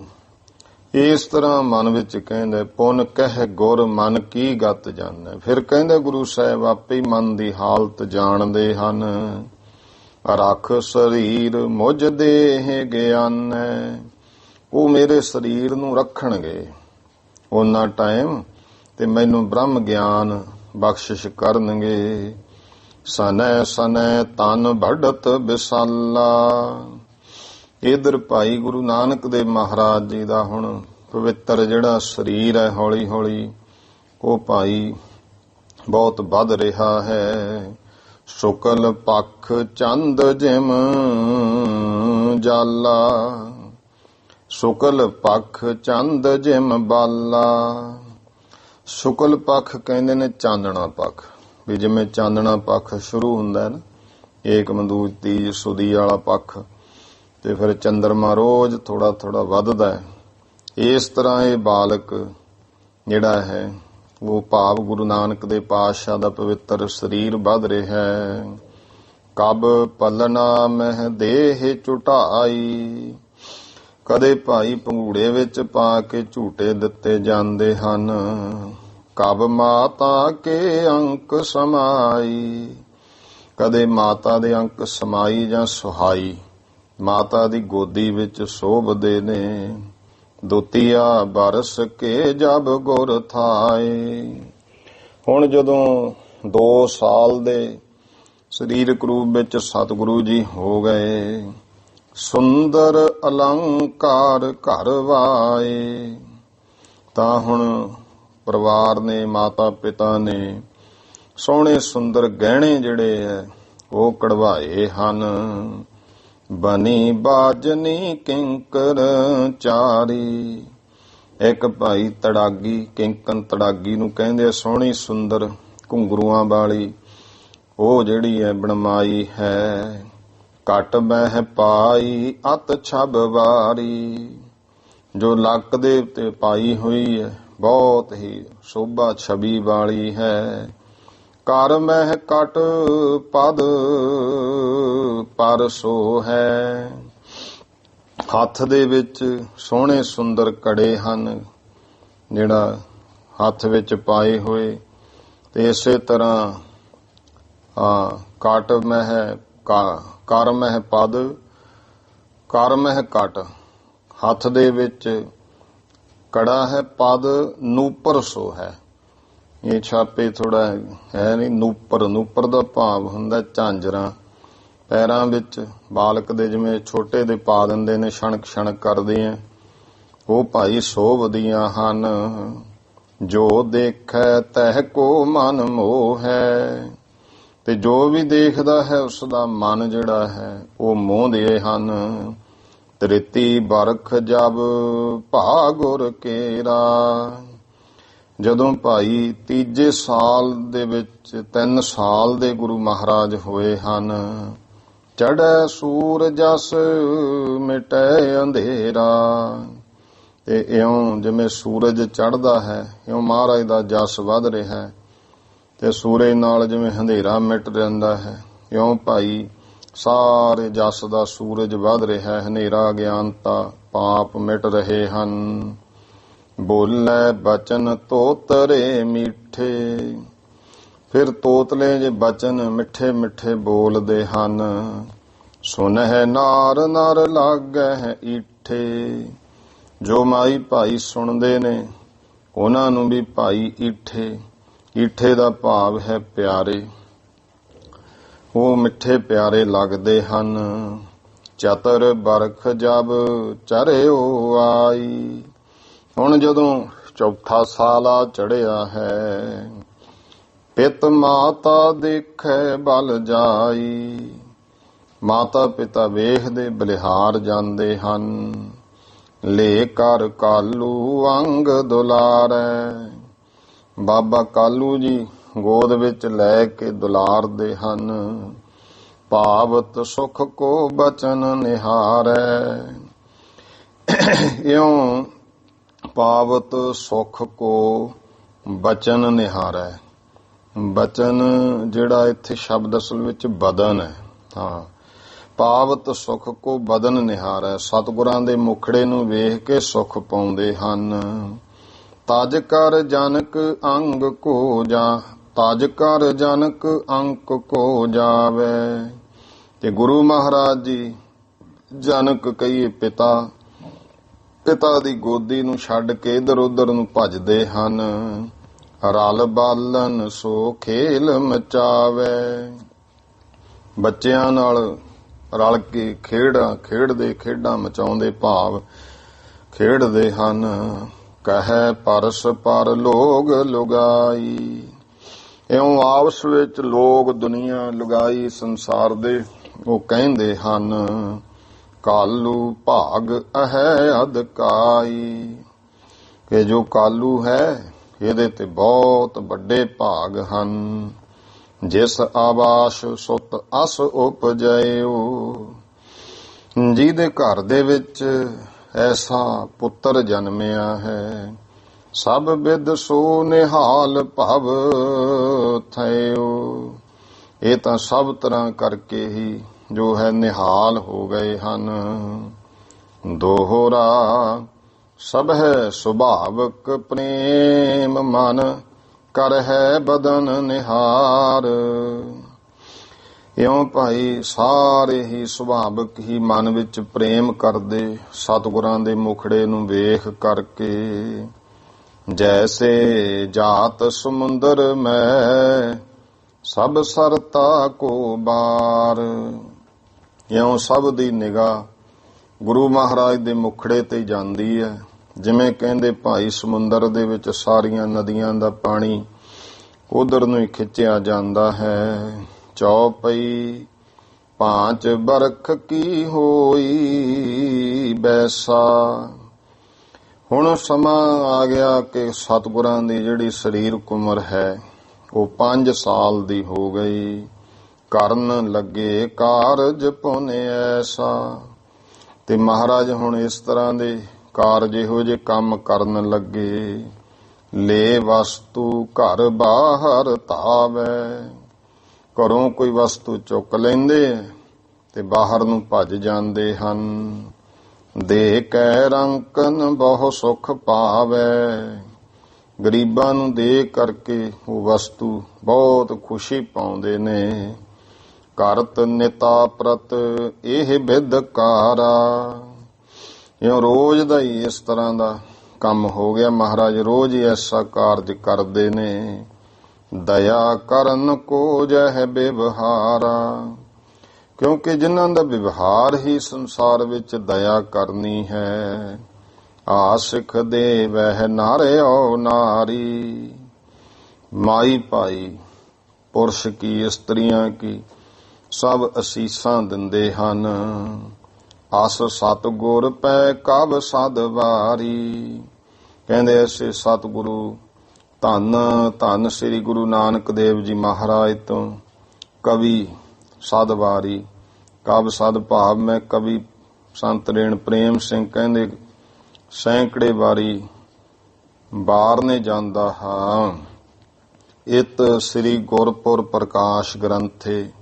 ਕਹਿੰਦੇ ਇੱਥੇ ਭਾਈ ਜੋ ਸ੍ਰੀ ਗੁਰਪੁਰ ਪ੍ਰਕਾਸ਼ ਇਹ ਗ੍ਰੰਥ ਹੈ। ਪ੍ਰਥਮ ਮਹੱਲੇ ਪਹਿਲੇ ਮਹੱਲੇ ਵਿੱਚ ਬਾਲ ਲੀਲਾ ਪ੍ਰਸੰਗ ਵਰਣਨ। ਇਹ ਅਸੀਂ ਕਹਿੰਦੇ ਬਾਲ ਲੀਲਾ ਪ੍ਰਸੰਗ ਵਰਣਨ ਕੀਤਾ। ਨਾਮ ਤ੍ਰਿਤੀਓ ਮੰਦਰ ਹੈ। ਇਹ ਪ੍ਰਸੰਗ ਜਾਣੋ ਭਾਈ ਪਹਿਲੇ ਮਹੱਲੇ ਦਾ ਇਹ ਤੀਜਾ ਘਰ ਹੈ। ਦੋਹਰਾ ਅੱਗੇ ਚੌਥਾ ਘਰ ਚੌਥਾ ਪ੍ਰਸੰਗ ਸ਼ੁਰੂ ਕਰਦੇ ਹਨ। ਸ੍ਰੀ ਨਾਨਕ ਜਗ ਤਾਰਬੋ ਲੀਨਸ ਜਗ ਅਵਤਾਰ। ਜੋ ਭਾਈ ਸ੍ਰੀ ਗੁਰੂ ਨਾਨਕ ਦੇਵ ਜੀ ਮਹਾਰਾਜ ਨੇ ਇਸ ਜਗਤ ਨੂੰ ਤਾਰਨ ਵਾਸਤੇ ਸੰਸਾਰ ਦਾ ਭਲਾ ਕਰਨ ਵਾਸਤੇ ਇਹ ਜਗਤ ਦੇ ਵਿੱਚ ਅਵਤਾਰ ਲਿਆ ਹੈ। ਸ਼ਰਨ ਪਰ ਹੈ ਜੋ ਤਿਨ ਹੋ ਕੀ ਹੋਤ ਸਹਿਲ ਭਵ ਪਾਰ। ਜੋ ਵੀ ਭਾਈ ਸਤਿਗੁਰੂ ਧੰਨ ਸ੍ਰੀ ਗੁਰੂ ਨਾਨਕ ਦੇਵ ਜੀ ਮਹਾਰਾਜ ਦੀ ਸ਼ਰਨ ਪਵੇਗਾ ਉਹ ਸੌਖਿਆਂ ਹੀ ਸ਼ਰਨ ਪੈਣ ਵਾਲਾ ਭਵਜਲ ਤੋਂ ਪਾਰ ਹੋ ਜਾਂਦਾ ਹੈ। ਚੌਪਈ ਇਹ ਮੰਗਲ ਸੀ ਦੋਹਰੇ ਵਿੱਚ ਪ੍ਰਸੰਗ ਦੇ ਆਰੰਭਤਾ ਦਾ। ਅੱਗੇ ਹੁਣ ਪ੍ਰਸੰਗ ਲਿਖਦੇ ਹਨ। ਨਿਤ ਪ੍ਰਤ ਕਰ ਹੈ ਖੇਲ ਅਪਾਰਾ। ਗੁਰੂ ਨਾਨਕ ਦੇ ਪਾਤਸ਼ਾਹ ਜੀ ਹੁਣ ਨਿਤਾ ਪ੍ਰਤੀ ਬੇਅੰਤ ਖੇਡਾਂ ਕਰਦੇ ਨੇ। ਜਿਨ ਕੇ ਚਰਤਨ ਕੋ ਨਹਿ ਪਾਰਾ। ਜਿਨ੍ਹਾਂ ਦੇ ਕੌਤਕਾਂ ਦਾ ਕੋਈ ਪਾਰਾਵਾਰ ਨਹੀਂ। ਖੇਲਤ ਸੂਰਜ ਨਿਜ ਘਰ ਗਇਓ। ਇਉਂ ਖੇਡਦਿਆਂ ਖੇਡਦਿਆਂ ਸੂਰਜ ਵੀ ਆਪਣੇ ਘਰ ਚਲਿਆ ਗਿਆ, ਛਿਪ ਗਿਆ। ਭਈ ਸਾਂਝ ਤਬ ਗੁਰ ਘਰ ਆਇਓ। ਜਦੋਂ ਆਥਣ ਹੋ ਗਈ ਸੂਰਜ ਛਿਪ ਗਿਆ ਗੁਰੂ ਮਹਾਰਾਜ ਘਰ ਆਏ ਹਨ। ਹੇਰਤ ਮਾਤ ਰੂਪ ਬਲ ਜਾਵੇ। ਮਾਤਾ ਪੁੱਤਰ ਦਾ ਰੂਪ ਵੇਖ ਕੇ ਬਲਿਹਾਰ ਜਾਂਦੀ ਹੈ। ਪਾਨ ਆਪਣੇ ਭੋਜਨ ਖੁਆਵੇ। ਔਰ ਆਪਣੇ ਹੱਥੀਂ ਸਤਿਗੁਰਾਂ ਨੂੰ ਭੋਜਨ ਛਕਾਉਂਦੀ ਹੈ। ਸਵਾ ਜਾਮ ਜਬ ਰਹੀ ਤਰਜਮ। ਤੇ ਜਦੋਂ ਗੁਰਮੁਖੋ ਸਵਾ ਪਹਿਰ ਜਿਹੜੀ ਹੈ ਰਾਤ ਤਰਜਮਾ ਭਾਵ ਜਾਮ ਰਾਤ ਨੂੰ ਕਹਿੰਦੇ 3 ਪਹਿਰ ਬੀਤੇ ਤੋਂ ਲਗਭਗ ਸਵਾ ਕੁ ਪਹਿਰ ਰਾਤ ਰਹਿ ਗਈ। ਜਨਨੀ ਦੇਖੈ ਚਲਤ ਭਰਮ। ਤੇ ਮਾਤਾ ਨੂੰ ਕੁਦਰਤੀ ਜਾਗ ਆਈ। ਉਹ ਕੀ ਦੇਖਦੀ ਹੈ? ਬੜਾ ਅਚਰਜ ਸੁੰਦਰ ਕੌਤਕ ਵੇਖਿਆ ਮਾਤਾ ਤ੍ਰਿਪਤਾ ਨੇ। ਸੁੰਦਰ ਦੁੱਤ ਦੇਵਤਾ ਬ੍ਰਿੰਦਾ। ਬਹੁਤ ਹੀ ਸੁੰਦਰ ਪ੍ਰਕਾਸ਼ ਵਾਲੇ ਬੇਅੰਤ ਦੇਵਤੇ ਮਿਲ ਕਰ ਆਏ ਕਰਤ ਆਨੰਦਾ। ਸਾਰੇ ਮਿਲ ਕੇ ਇਕੱਠੇ ਹੋ ਕੇ ਆਏ ਔਰ ਬੜਾ ਆਨੰਦ ਖੁਸ਼ੀਆਂ ਕੀਤੀਆਂ। ਮੰਜਲ ਕੁਸ਼ਮਾਂਜਲ ਮਲਿਆਗਰ। ਮੰਜਲ ਕਹੀਏ ਉੱਜਲ ਪਵਿੱਤਰ ਚਿੱਟੇ, ਕੁਸ਼ਮਾਂਜਲ ਫੁੱਲਾਂ ਦੇ ਬੁੱਕ ਜਿਹੜੇ ਆ ਉਹ ਭਰੇ ਨੇ, ਉਹ ਤੇ ਨਾਲ ਹੀ ਮਲਿਆਗਰ ਚੰਦਨ ਹੈ। ਕਰ ਕਪੂਰ ਬਰ ਗੰਧ ਉਜਾਗਰ। ਕਿਸੇ ਦੇ ਹੱਥਾਂ ਵਿੱਚ ਕਪੂਰ ਫੜਿਆ ਹੋਇਆ ਜੋ ਬਹੁਤ ਸੋਹਣੀ ਸੁੰਦਰ ਸੁਗੰਧੀ ਉਜਾਗਰ ਪ੍ਰਗਟ ਕਰ ਰਿਹਾ ਹੈ। ਦੇਖ ਏਕ ਸਿੰਘਾਸਨ ਸੁੰਦਰ। ਦੇਖਿਆ ਮਾਤਾ ਨੇ ਇੱਕ ਬਹੁਤ ਹੀ ਸੋਹਣਾ ਸੁੰਦਰ ਸਿੰਘਾਸਣ ਹੈ। ਸੂਚੇ ਮਾਣਕ ਗਚ ਰੁਚਰ ਅੰਦਰ। ਤੇ ਉਸ ਜਿਹੜਾ ਕਿ ਸੁੱਚੇ ਮਾਣਕਾਂ ਦੇ ਨਾਲ ਜਿਹੜਾ ਹੈ ਰੁਚਰੰਦਰ। ਰੁਚਰੰਦਰ ਕੀ ਹੈ? ਸੁੱਚੇ ਸੋਹਣੇ ਰੁਚਰੰਦਰ ਕੇ ਜੜੇ ਹੋਏ ਮਾਣਕਾਂ ਜਿਹੜੇ ਉਹਦੇ ਵਿੱਚ ਜੜੇ ਹੋਏ ਹਨ। ਤਾ ਪਰ ਹੇਰੈ ਨਿਜ ਸੁਤ ਬੈਸਾ।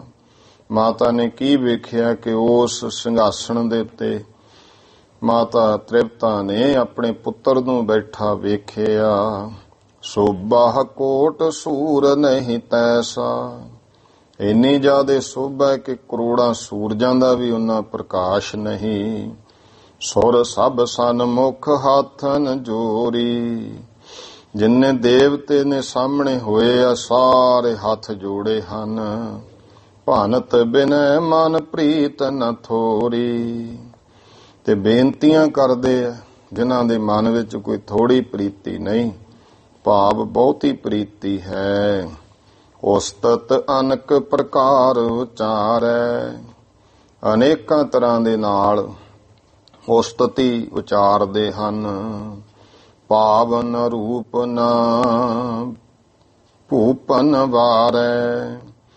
ਇਉਂ ਪਵਿੱਤਰ ਰੂਪ ਜਿਹੜਾ ਐਸਾ ਹੈ ਕਿ ਕੋਈ ਵੱਡੇ ਤੋਂ ਵੱਡਾ ਰਾਜਾ ਵੀ ਐਸਾ ਨਹੀਂ ਹੈ। ਧਰ ਅਲੰਬ ਕੇ ਦੇਵਨ ਹੇਤੂ। ਅਲੰਬ ਕਹੀਏ ਆਸਰਾ।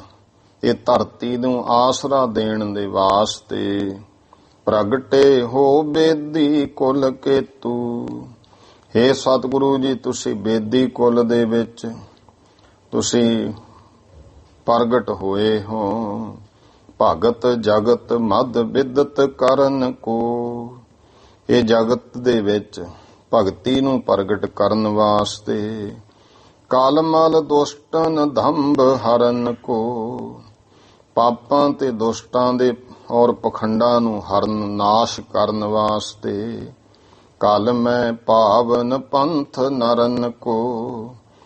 ਕਲਯੁਗ ਦੇ ਵਿੱਚ ਇਸ ਲੋਕਾਂ ਨੂੰ ਪਵਿੱਤਰ ਪੰਥ ਬਖਸ਼ਣ ਦੇ ਵਾਸਤੇ। ਦੇ ਸਤ ਸੰਗਤ ਜਗਤ ਤਰਨ ਕੋ। ਔਰ ਜਗਤ ਨੂੰ ਤਾਰਨ ਵਾਸਤੇ ਸਤਸੰਗ ਬਖਸ਼ਣ ਲਈ। ਨਾਮ ਜਪਾਵਨ ਧਿਆਨ ਚਰਨ ਕੋ। ਔਰ ਆਪਣੇ ਨਿਰਾਕਾਰ ਰੂਪ ਪਰਮੇਸ਼ਰ ਦਾ ਨਾਮ ਜਪਾਉਣ ਵਾਸਤੇ ਉਹਨਾਂ ਦੇ ਚਰਨਾਂ ਦਾ ਧਿਆਨ ਧਰਾਉਣ ਲਈ। ਭਗਤਨ ਦੁੱਖ ਕੱਟ ਜਨਮ ਮਰਨ ਕੋ। ਭਗਤਾਂ ਦੇ ਦੁੱਖਾਂ ਨੂੰ ਕੱਟਣ ਵਾਸਤੇ ਜਨਮ ਮਰਨ ਜੰਮਣ ਮਰਨਾ ਕੱਟਣ ਲਈ। ਦੇਨ ਆਸਰਾ ਏਕ ਸਰਨ ਕੋ। ਇੱਕ ਵਾਹਿਗੁਰੂ ਜੀ ਦੀ ਸ਼ਰਨ ਦਾ ਹੀ ਸਭ ਨੂੰ ਆਸਰਾ ਦੇਣ ਵਾਸਤੇ। ਕੁਮਤ ਕੁਚਾਲ ਕੁਕਰਮ ਹਰਨ ਕੋ। ਜਿੰਨੀ ਖੋਟੀ ਮੱਤ ਹੈ, ਭੈੜੀਆਂ ਚਾਲਾਂ ਨੇ, ਮਾੜੇ ਕਰਮ ਹੈ, ਉਹਨਾਂ ਸਭ ਦਾ ਨਾਸ਼ ਕਰਨ ਲਈ। ਪੀਰ ਮੀਰ ਸਿਰ ਨੀਵ ਕਰਨ ਕੋ। ਵੱਡੇ ਵੱਡੇ ਪੀਰਾਂ ਮੀਰ ਬਾਦਸ਼ਾਹਾਂ ਦੇ ਸਿਰ ਨੂੰ ਨੀਵਾਂ ਕਰਨ ਵਾਸਤੇ। ਸੱਚ ਨਾਮ ਦੇ ਜਾਪ ਰਰਨ ਕੋ।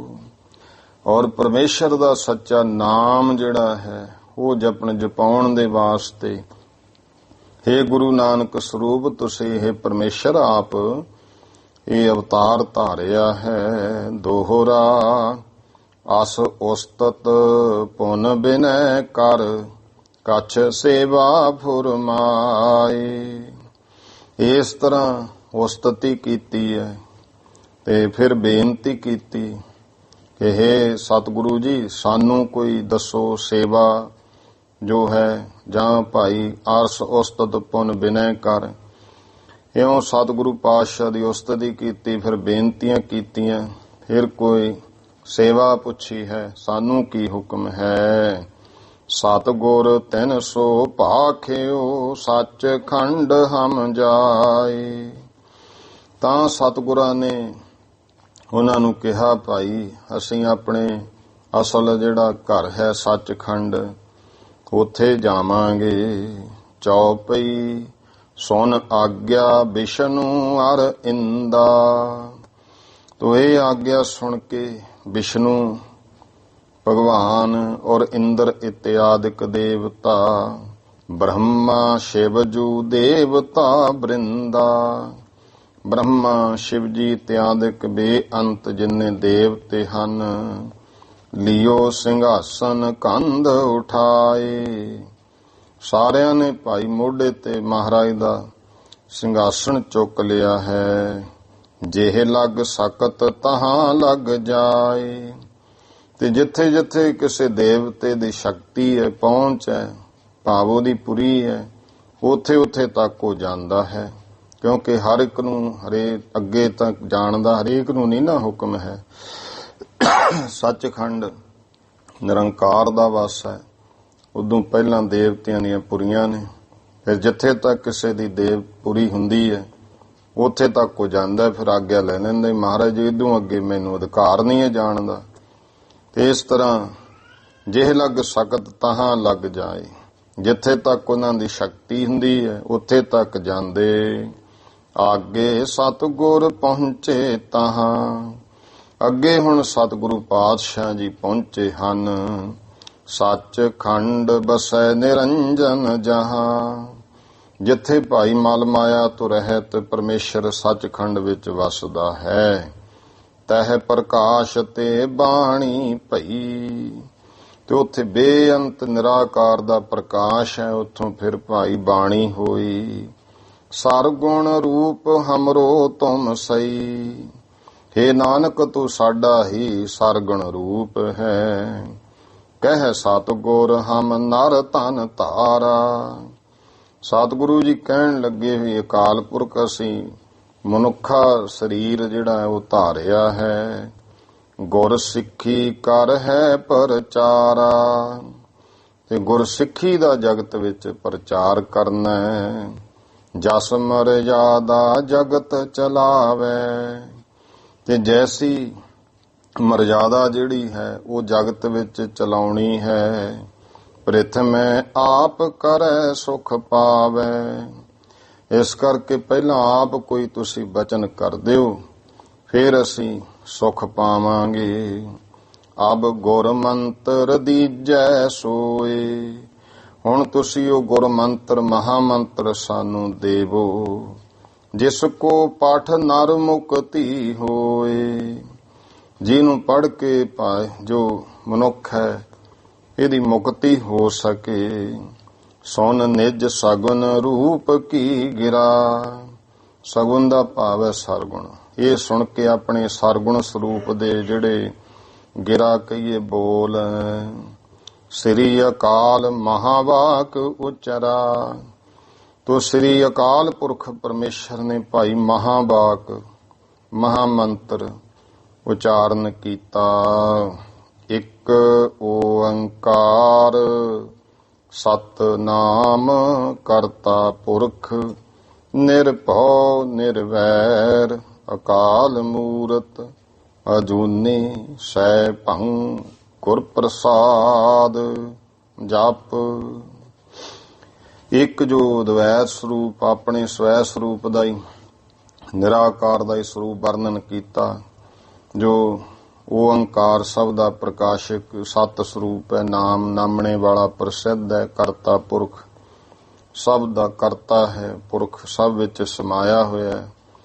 ਨਿਰਭਉ ਭੈ ਤੋਂ ਰਹਿਤ ਹੈ, ਨਿਰਵੈਰ ਡਰ ਤੋਂ ਵੈਰ ਤੋਂ ਰਹਿਤ ਹੈ।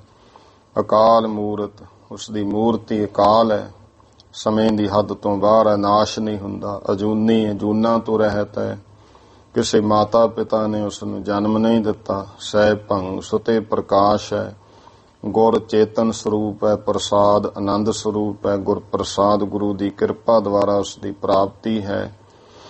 ਇਸ ਤਰ੍ਹਾਂ ਜਪ ਇੱਥੇ ਤੱਕ ਅਕਾਲ ਪੁਰਖ ਪਰਮੇਸ਼ਰ ਨੇ ਨਿਰਾਕਾਰ ਨੇ ਉਚਾਰਿਆ। ਫਿਰ ਜਨਮ ਸਾਖੀ ਵਿੱਚ ਬਚਨ ਆਉਂਦੇ ਆ, ਹੇ ਨਾਨਕ, ਜੋ ਉਦੋਂ ਜਦੋਂ ਮਹਾਰਾਜ ਬੇਈ ਵਿੱਚ ਗਏ, ਚੁੱਭਾ ਮਾਰਿਆ, ਅਕਾਲ ਪੁਰਖ ਦੇ ਦਰ ਤੇ ਗਏ ਹੈ, ਉਸ ਸਮੇਂ ਫਿਰ ਇਹ ਉਚਾਰਨ ਕੀਤਾ, ਇਹ ਗੱਲ ਕਹੀ ਕਿ ਹੇ ਨਾਨਕ, ਮੇਰਾ ਨਾਮ ਪਾਰ ਬ੍ਰਹਮ ਪਰਮੇਸ਼ਰ, ਤੇਰਾ ਨਾਮ ਗੁਰ ਪਰਮੇਸ਼ਰ, ਮੇਰਾ ਹੀ ਸਰੂਪ ਹੈ ਤੂੰ। ਮੈਂ ਨਿਰਗੁਣ ਸਰੂਪ ਹੈ, ਤੂੰ ਸਰਗੁਣ ਹੈ। ਨਿਰਗੁਣ ਦਾ ਭਾਵ ਹੈ ਤ੍ਰੈ ਗੁਣਾ ਰਜੋ ਤਮ ਸਤੋ ਤੋਂ ਰਹਿਤ ਹੈ। ਤੂੰ ਸਰਗੁਣ ਸਰੂਪ ਤ੍ਰੈ ਗੁਣਾਂ ਦੇ ਵਿੱਚ ਜਾ ਕੇ ਧਾਰਨ ਕੀਤਾ। ਇਸ ਕਰਕੇ ਕਲਯੁਗ ਦੇ ਵਿੱਚ ਗੁਰੂ ਪਰਮੇਸ਼ਰ ਦੀ ਭਗਤੀ ਹੈ ਤੇ ਇਹ ਨਾਲ ਤੂੰ ਉਚਾਰਨ ਕਰ। ਫਿਰ ਸਤਿਗੁਰਾਂ ਨੇ ਉਚਾਰਨ ਕੀਤਾ ਸੀ, ਆਦ ਸੱਚ ਜੁਗਾਦ ਸੱਚ ਹੈ, ਭੀ ਸੱਚ ਨਾਨਕ ਹੋਸੀ ਭੀ ਸੱਚ। ਇਹ ਗੁਰਮੁਖੋਂ ਫਿਰ ਮੂਲ ਮੰਤਰ ਬਣ ਗਿਆ। ਪਹਿਲਾ ਮਹਾ ਮੰਤਰ ਹੈ, ਇਹ ਮੂਲ ਮੰਤਰ ਹੈ। ਇਹ ਕਿਉਂਕਿ ਕਾਲ ਪੁਰਖ ਨੇ ਕਿਹਾ ਕਿ ਗੁਰੂ ਰਾਹੀਂ ਹੀ ਮੇਰੀ ਪ੍ਰਾਪਤੀ ਹੋਣੀ ਹੈ। ਇਸ ਕਰਕੇ ਜੋ ਇਹ ਸੰਪੂਰਨ ਮੂਲ ਮੰਤਰ ਨੂੰ ਜਪੇਗਾ ਉਸ ਨੂੰ ਮੇਰੀ ਪ੍ਰਾਪਤੀ ਹੋਵੇਗੀ। ਸਿੱਧਾ ਤਾਂ ਨਹੀਂ ਹੁਣ ਰੱਬ ਨੂੰ ਕੋਈ ਨਾ, ਆ ਜਿਹੜਾ ਰੌਲਾ ਪੈਂਦਾ ਜੀ ਗੁਰਪ੍ਰਸਾਦ ਤੱਕ ਮੂਲ ਮੰਤਰ ਨਹੀਂ, ਇਹ ਮਹਾ ਮੰਤਰ ਹੈ। ਜੋ ਭਾਈ ਨਾਨਕ ਹੋਸੀ ਭੀ ਸੱਚ ਤੱਕ ਫਿਰ ਇਹ ਮੂਲ ਮੰਤਰ ਹੈ, ਕਿਉਂਕਿ ਗੁਰੂ ਰਾਹੀਂ ਹੀ ਅਸੀਂ ਗੁਰਪ੍ਰਸਾਦ ਦੁਆਰਾ ਹੀ ਵਾਹਿਗੁਰੂ ਨੂੰ ਪ੍ਰਾਪਤ ਕਰਨਾ ਹੈ। ਇਸ ਕਰਕੇ ਗੁਰੂ ਭਗਤੀ ਨਾਲ ਹੀ ਹੈ, ਗੁਰ ਪਰਮੇਸ਼ਰ ਦੀ ਭਗਤੀ ਹੈ। ਇੱਥੇ ਸਿੱਧੀ ਪਰਮੇਸ਼ਰ ਦੀ ਭਗਤੀ ਨਹੀਂ ਹੈ, ਗੁਰੂ ਪਰਮੇਸ਼ਰ ਦਾ ਹੀ ਰੂਪ ਹੈ। ਚਲੋ ਇਹ ਵੱਖਰਾ ਵਿਸ਼ਾ ਆ ਜਾਂਦਾ ਹੈ। ਤੇ ਇਉਂ ਭਾਈ ਉਚਾਰਨ ਕੀਤਾ, ਦੋਹਰਾ ਅਧਿਕਾਰੀ ਲਖ ਕੈ ਪੁਨੈ, ਵਾਹਿਗੁਰੂ ਹਰਿ ਸੋਹੰ। ਵਾਹਿਗੁਰੂ ਅਧਿਕਾਰੀ ਜਾਣ ਕਰਕੇ ਫਿਰ ਵਾਹਿਗੁਰੂ, ਇਹ ਜੋ ਭਾਈ ਸੋਹੰ ਸੁਤੇ ਪ੍ਰਕਾਸ਼, ਆਪਣੇ ਆਪ ਤੋਂ ਹੀ ਪ੍ਰਕਾਸ਼ ਹੈ, ਅਕਾਲ ਪੁਰਖ ਵਾਹਿਗੁਰੂ। ਕਾਲ ਮਹਿ ਮਹਿਮਾ ਨਾਮ ਕੀ, ਦੇਹੋ ਜਗਤ ਕੋ ਰੰਗ। ਕਿਹਾ ਜਾ ਕੇ ਕਿ ਨਾਨਕ ਕਲਯੁਗ ਦੇ ਵਿੱਚ ਨਾਮ ਦੀ ਹੀ ਮਹਿਮਾ ਹੈ। ਇਸ ਕਰਕੇ ਜਗਤ ਨੂੰ ਇਹ ਨਾਮ ਦਾ ਹੀ ਰੰਗ ਦੇਵੋ। ਨਿਰੰਕਾਰ ਤੇ ਸ਼ਬਦ ਸੁਣ, ਭੇ ਗੁਰ ਮਨ ਅਹਿਲਾਦ। ਨਿਰੰਕਾਰ ਤੋਂ ਫਿਰ ਇਹ ਸ਼ਬਦ ਸੁਣ ਕੇ ਗੁਰੂ ਮਹਾਰਾਜ ਜੀ ਮਨ ਵਿੱਚ ਬਹੁਤ ਆਨੰਦ ਖੁਸ਼ ਹੋਏ। ਅਸ ਵਿਦ ਉਸਤਤ ਕਹਿਤ ਭੇ, ਪੁਰਸ਼ੋਤਮ ਮਰਿਆਦ। ਇਸ ਤਰ੍ਹਾਂ ਫਿਰ ਗੁਰੂ ਮਰਿਆਦਾ ਪੁਰਸ਼ੋਤਮ, ਉੱਤਮ ਪੁਰਸ਼, ਜੋ ਪੁਰਸ਼ੋਤਮ ਦਾ ਅਰਥ ਹੈ ਪੁਰਸ਼ੋਤਮ, ਪੁਰਸ਼ੋਤਮ ਜੋ ਉੱਤਮ ਪੁਰਸ਼, ਮਰਿਆਦਾ ਨੂੰ ਪੁਰਸ਼ੋਤਮ। ਧੰਨ ਗੁਰੂ ਨਾਨਕ ਦੇਵ ਪਾਤਸ਼ਾਹ ਜੀ ਨੇ ਫਿਰ ਅੱਗੇ ਇਉਂ ਸਤੁਤੀ ਕੀਤੀ, ਆਦ ਸੱਚ ਜੁਗਾਦ ਸੱਚ ਹੈ, ਭੀ ਸੱਚ ਨਾਨਕ ਹੋਸੀ ਭੀ ਸੱਚ। ਕਿ ਵਾਹਿਗੁਰੂ ਪਰਮਾਤਮਾ ਆਦ, ਜੋ ਸਭ ਦਾ ਮੁੱਢ ਸਰੂਪ ਹੈ, ਉਹ ਸਭ ਤੋਂ ਪਹਿਲਾਂ ਉਹ ਆਦ ਰੂਪ ਵਿੱਚ ਵੀ ਉਹ ਸੱਚ ਸਦੀਵੀ ਹੈ। ਜੁਗਾਦ, ਜੁਗ ਆਦ ਦੋ ਸ਼ਬਦਾਂ ਦਾ ਜੋੜ ਹੈ, ਜੁਗਾਦ। ਜੁਗਾਂ ਦੇ ਆਦ, ਜਦੋਂ ਸਮੇਂ ਦਾ ਮੁੱਢ ਵੱਜਿਆ ਉਦੋਂ ਵੀ ਵਾਹਿਗੁਰੂ ਸੱਚ ਹੈ ਭੀ ਸੱਚ। ਹੁਣ ਇੱਥੇ ਕਈ ਹੈਪੀ ਸੱਚ, ਉਹ ਪੱਪਾ ਹੀ ਬੋਲ ਦਿੰਦੇ ਆ, ਹੈਪੀ ਨਹੀਂ ਹੈ, ਹੈ ਭੀ ਅਲੱਗ-ਅਲੱਗ ਬੋਲਣਾ ਹੈ। ਪਰ ਸਾਨੂੰ ਤੇਜ਼ੀ ਬਾਹਲੀ ਹੈ, ਚੱਕੀ ਜਾਣਾ ਹੁੰਦਾ, ਹੈਪੀ ਸੱਚ ਨਾਨਕ ਹੋਸੀ ਭੀ ਸੱਚ, ਹੋਸੀ ਭੀ ਨਹੀਂ ਭਾਈ, ਹੈ ਭੀ, ਉਹ ਹੈ ਵੀ ਹੁਣ ਵੀ ਸੱਚ, ਨਾਨਕ ਹੋਸੀ ਭੀ ਸੱਚ, ਪੱਬਾ ਹੈ। ਗੁਰੂ ਮਹਾਰਾਜ ਕਹਿੰਦੇ ਅੱਗੇ ਵੀ ਉਹ ਸੱਚ ਹੀ, ਉਹ ਆਪ ਹੀ ਹੋਵੇਗਾ। ਦੋਹਰਾ ਨਿਰੰਕਾਰ ਗੁਰ ਧਾਰ ਕੈ, ਪੁਨ ਤਲਵੰਡੀ ਆਏ। ਜਿਉਂ ਨਿਰੰਕਾਰ ਆਪ ਹੀ ਫਿਰ ਗੁਰੂ ਸਰੂਪ ਧਾਰ ਕੇ ਫਿਰ ਭਾਈ ਤਲਵੰਡੀ ਰਾਏ ਭੋਏ ਫਿਰ ਆ ਗਏ। ਆਗਿਆ ਲੈ ਸਭ ਹੀ ਗਏ, ਜਹ ਜਹ ਤੇ ਸੁਰ ਆਏ। ਤੇ ਜਿੱਥੋਂ ਜਿੱਥੋਂ ਦੇਵਤੇ ਆਏ ਸਨ ਉਹ ਸਾਰੇ ਆਗਿਆ ਲੈ ਕੇ ਆਪੋ ਆਪਣੀ ਜਗ੍ਹਾ ਤੇ ਚਲੇ ਗਏ। ਚੌਪਈ ਸੁੱਤ ਕੀ ਮਹਿਮਾ ਮਨ ਮੈਂ ਮਾਨੀ। ਮਾਤਾ ਨੇ ਕੌਤਕ ਵੇਖਿਆ ਤੇ ਪੁੱਤਰ ਦੀ ਮਹਿਮਾ ਨੂੰ ਮਨ ਵਿੱਚ ਮੰਨਿਆ। ਇਹੋ ਅਵਤਾਰ ਸਤ ਚਿਤ ਜਾਨੀ। ਜਾਣਿਆ ਕਿ ਤਾਂ ਸਤ ਚਿਤ ਅਕਾਲ ਪੁਰਖ ਪਰਮੇਸ਼ਰ ਦਾ ਹੀ ਅਵਤਾਰ ਹੈ। ਚਿਤ ਹੈ ਵਿਚਾਰਤ ਭਇਓ ਪ੍ਰਭਾਤੂ। ਇਉਂ ਮਾਤਾ ਚਿਤ ਮਨ ਵਿੱਚ ਵਿਚਾਰਾਂ ਕਰਦੀ ਹੈ ਤੇ ਸਵੇਰ ਹੋ ਗਈ। ਚੜਿਓ ਸੋ ਮਾਰ ਤੰਡ ਬਖਿਆਤੂ। ਫਿਰ ਭਾਈ ਮਾਰਤੰਡ ਸੂਰਜ ਇਉਂ ਪ੍ਰਗਟ ਪ੍ਰਤੱਖ ਚੜ ਗਿਆ। ਜਾਨੀ ਨਾਨਕ ਜੀ ਮਨ ਮਾਤਾ। ਤੇ ਗੁਰੂ ਨਾਨਕ ਦੇ ਪਾਤਸ਼ਾਹ ਨੇ ਮਾਤਾ ਦੇ ਮਨ ਦੀ ਇਹ ਗੱਲ ਜਾਣ ਲਈ ਕਿ ਮਾਤਾ ਨੂੰ ਅਨੁਭਵ ਹੋ ਗਿਆ ਸਾਡੇ ਬਾਰੇ। ਤਾਂ ਫਿਰ ਗੁਰਮੁਖੋ ਮਾਲਕ ਜਿਵੇਂ ਆਪਾਂ ਕਹੀਏ ਵੀ ਕੋਈ ਪਰਦਾ ਪਾ ਦਿੰਦਾ, ਗੁਰੂ ਸਾਹਿਬ ਜੀ ਮਾਇਆ ਪਾਉਂਦੇ ਸੀ, ਮਾਇਆ ਦਾ ਪਰਦਾ। ਫਿਰ ਉਹਨਾਂ ਨੂੰ ਲੱਗਦਾ ਨਹੀਂ ਨਹੀਂ ਉਹੀ ਇਹ ਪੁੱਤਰ ਹੈ ਸਾਡਾ। ਤਾਂ ਤੇ ਜਦੋਂ ਜਾਣਿਆ ਗੁਰੂ ਨਾਨਕ ਦੇ ਪਾਤਸ਼ਾਹ ਨੇ ਮਨ ਦੇ ਮਾਤਾ ਦੇ ਮਨ ਦੀ ਗੱਲ, ਤਾਨ ਦਈ ਤਬ ਮੋਹਿ ਕਨਾਤਾ। ਤਾਂ ਫਿਰ ਮੋਹ ਦੀ ਕਨਾਤ ਤਾਣਤੀ ਜਿਹੜੀ ਹੈ ਮਾਇਆ ਪਾ ਕੇ ਐਸਾ ਪਰਦਾ ਪਾਇਆ। ਜਾਗੈ ਪੁਨ ਕਰਕੇ ਮੁਖ ਰੂਖਾ। ਕਿਵੇਂ ਤਾਣੀ? ਜਦੋਂ ਮਹਾਰਾਜ ਜਾਗੇ ਰੁੱਖਾ ਜਿਹਾ ਮੂੰਹ ਕਰ ਲਿਆ ਮਹਾਰਾਜ ਨੇ। ਕਹੈ ਮਾਤ ਦੇ ਭੋਜਨ ਭੁੱਖਾ। ਕਹਿੰਦੇ ਮਾਤਾ ਤੂੰ ਕੀ ਸੋਚੀ ਜਾਨੇ, ਅਸੀਂ ਭੁੱਖੇ ਆ, ਸਾਨੂੰ ਰੋਟੀ ਦੇ ਪ੍ਰਸ਼ਾਦਾ ਦੇ। ਨਿਸ ਕੀ ਭੁੱਲੀ ਸਕਲ ਵਿਚਾਰਾ। ਇੱਕਦਮ ਮੋਹ ਪੈ ਗਿਆ, ਮੋਹ ਆ ਗਿਆ। ਜਿਹੜੀ ਰਾਤ ਦੀ ਗੱਲ ਵਿਚਾਰ ਸੀ ਉਹ ਸਾਰੀ ਮਾਤਾ ਤ੍ਰਿਪਤਾਂ ਭੁੱਲ ਗਈ। ਲਖੀ ਹਿਰਦੈ ਸੁਤ ਮੋਹ ਭੁੱਖਿਆਰਾ। ਹਿਰਦੇ ਵਿੱਚ ਜਾਣਿਆ ਮੇਰਾ ਜਿਹੜਾ ਪੁੱਤਰ ਹੈ ਇਹ ਤੇ ਬਹੁਤ ਭੁੱਖਾ ਹੈ। ਦਦ ਨਵਨੀਤ ਦਇਓ ਹਿਤ ਖਾਨੈ। ਤਾਂ ਫਿਰ ਗੁਰਮੁਖੋ ਦਹੀਂ ਜਿਹੜਾ ਹੈ ਨਵਾਂ ਸੋਹਣਾ ਦੁੱਧ ਨਵਨੀਤ ਦਹੀਂ ਨੂੰ ਕਹਿੰਦੇ ਆ, ਉਹ ਛਕਣ ਵਾਸਤੇ ਦਿੱਤਾ। ਜਿਉਂ ਆਗੇ ਜਾਣੈ ਤਿਵ ਜਾਣੈ। ਹੁਣ ਜਿਵੇਂ ਅੱਗੇ ਜਾਣਦੀ ਹੈ ਵੀ ਮੇਰਾ ਪੁੱਤਰ ਹੈ, ਉਸੇ ਤਰ੍ਹਾਂ ਹੀ ਮਨ ਵਿੱਚ ਜਾਣਨ ਲੱਗ ਪਈ। ਵਿੱਚ ਰਹਿ ਖੇਲਨ ਮਹਿ ਅਨੁਰਾਗੇ। ਇਉਂ ਗੁਰੂ ਮਹਾਰਾਜ ਹੁਣ ਭਾਈ ਫਿਰ ਖੇਡਣ ਦੇ ਵਿੱਚ ਰਹਿ ਜਿਹੜੇ ਲੱਗ ਗਏ ਪ੍ਰੇਮ ਨਾਲ। ਦੌਰ ਦੌਰ ਮਿਲ ਬਾਲ ਸੁਭਾਗੇ। ਜਿਹੜੇ ਬਾਲਕ ਨੇ ਜਦੋਂ ਮਹਾਰਾਜ ਖੇਡਣ ਗਏ, ਭਾਗਾਂ ਵਾਲੇ ਬਾਲਕ ਭੱਜ ਭੱਜ ਕੇ ਮਿਲਦੇ ਹਨ। ਥਿਰ ਹੋਵਤ ਥਿਰ ਹੋਵੇ ਸਾਰੇ। ਜੇ ਮਹਾਰਾਜ ਕਿਤੇ ਖੜ ਜਾਂਦੇ ਨੇ ਸਾਰੇ ਨਾਲ ਹੀ ਖੜ ਜਾਂਦੇ ਹਨ। ਬੈਸਹਿ ਬੈਸ ਜਾਏ ਇੱਕ ਬਾਰੇ। ਜੇ ਮਹਾਰਾਜ ਬਹਿ ਜਾਂਦੇ ਨੇ ਸਾਰੇ ਇਕੱਠੇ ਹੀ ਉਹ ਵੀ ਬਹਿ ਜਾਂਦੇ ਹਨ। ਨਾਨਕ ਆਨਨ ਭਨੈ ਕਹਾਨੀ। ਨਾਨਕ ਆਨਨ, ਆਨਨ ਦਾ ਅਰਥ ਹੈ ਮੁਖ। ਆਪਣੇ ਮੁਖ ਤੋਂ ਗੁਰੂ ਨਾਨਕ ਦੇ ਮਹਾਰਾਜ ਜੀ ਕੋਈ ਨਾ ਕੋਈ ਉਹਨਾਂ ਨੂੰ ਕਹਾਣੀਆਂ ਸੁਣਾਉਂਦੇ ਹਨ।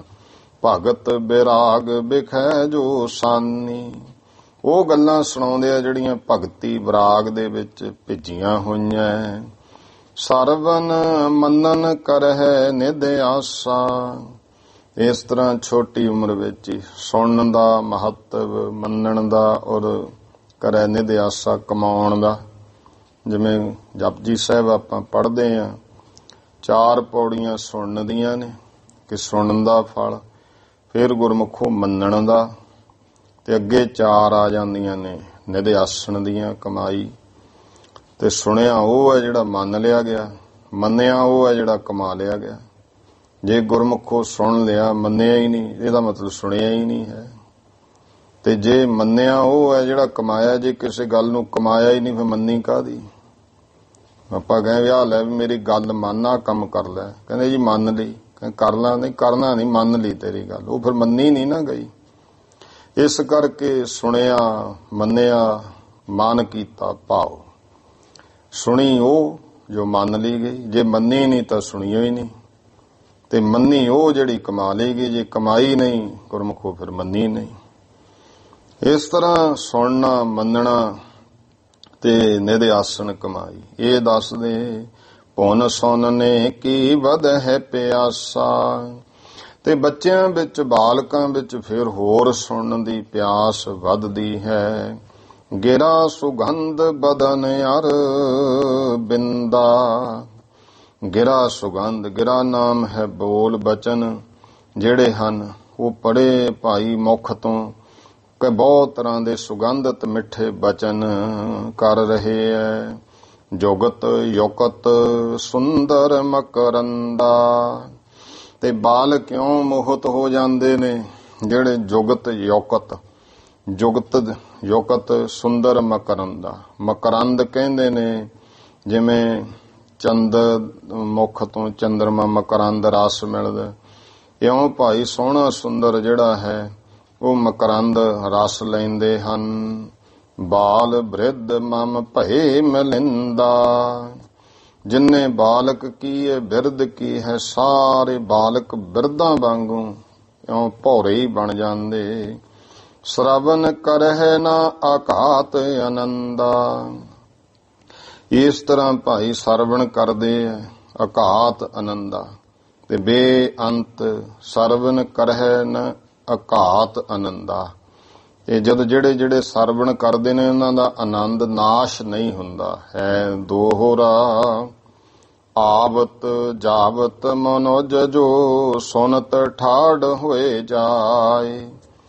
ਗੁਰੂ ਪਾਤਸ਼ਾਹ ਜੀ ਇੱਥੇ ਬੈਠ ਕੇ ਇਸ ਤਰ੍ਹਾਂ ਦੀਆਂ ਗੱਲਾਂ ਕਰਦੇ ਬਾਲਕਾਂ ਵਿੱਚ। ਜੋ ਵੀ ਪ੍ਰਾਣੀ ਕੋਈ ਮਨੁੱਖ ਆਉਂਦਾ ਜਾਂਦਾ ਹੈ ਉਹ ਸੁਣ ਕੇ ਉੱਥੇ ਹੀ ਖੜਾ ਹੋ ਜਾਂਦਾ ਹੈ।